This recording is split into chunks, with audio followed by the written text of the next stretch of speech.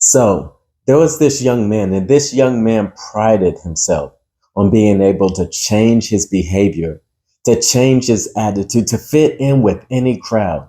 He could hang out with the people at church. He knew just how to change his behavior.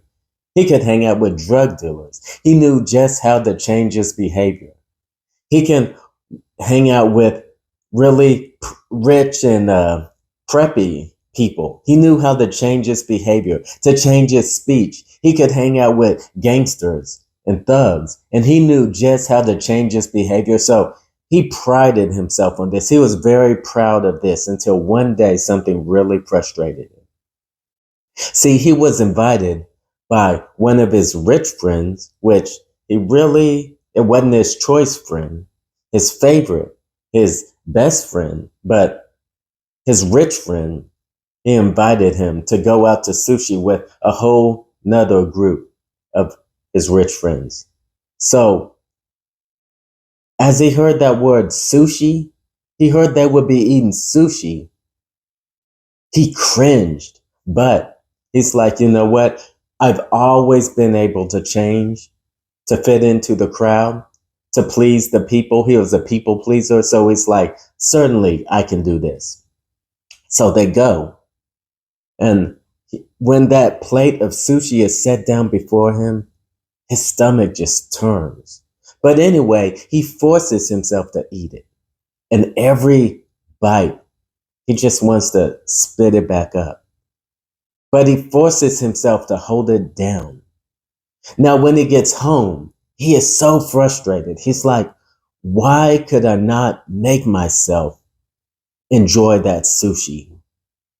I mean, everyone that looked at me could tell that I hated it. Why could I not make myself like the sushi?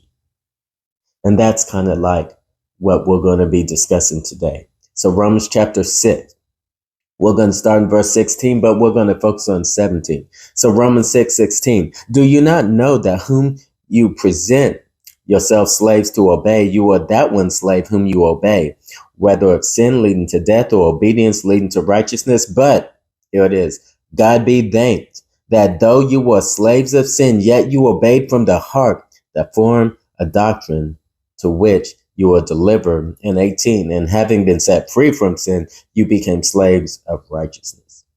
So we've been speaking about a Christian as a slave. A Christian is a slave. A Christian is a slave because first of all, the character of his loving master who has sent his son, who has given this loving gift, this gracious gift of righteousness.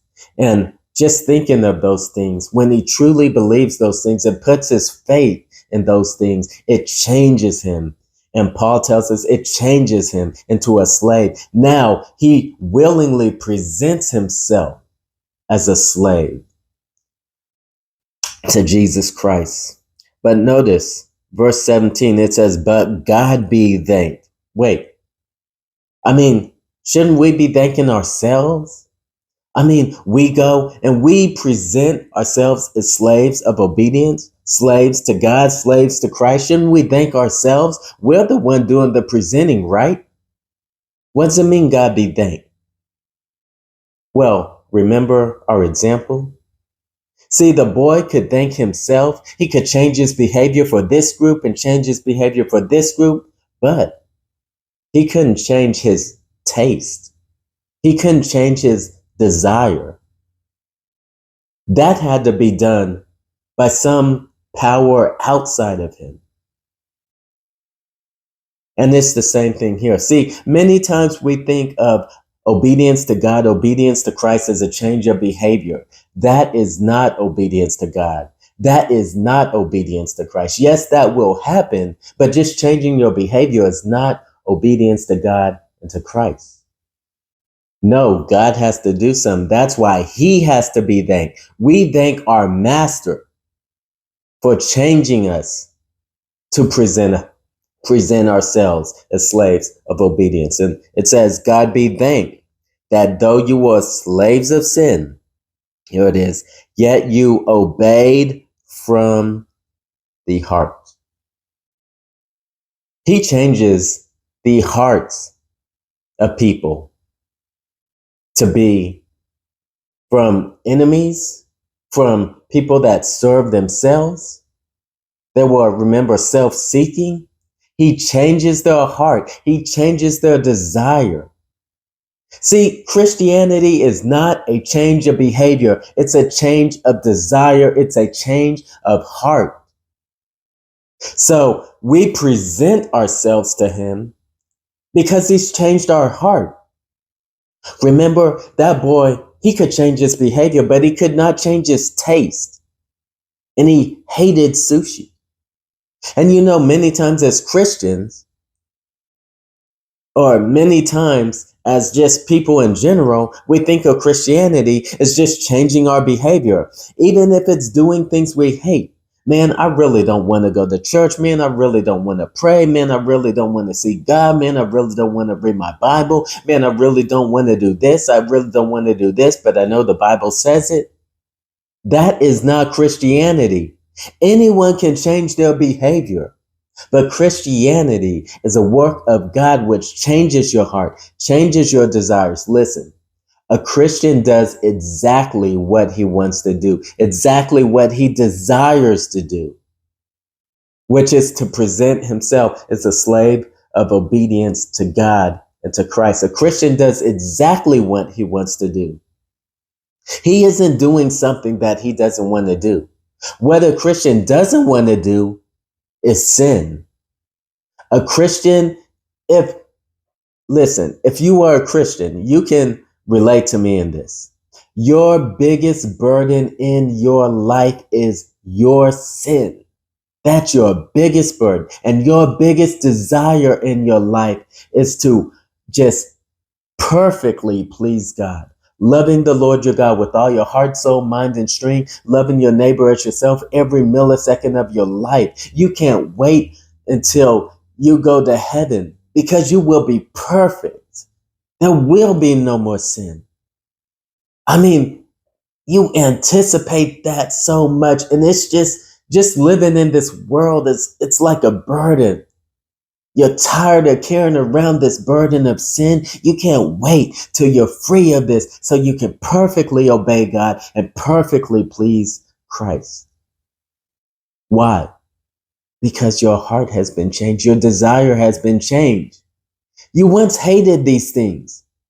You once wanted to do everything everyone else in the world did.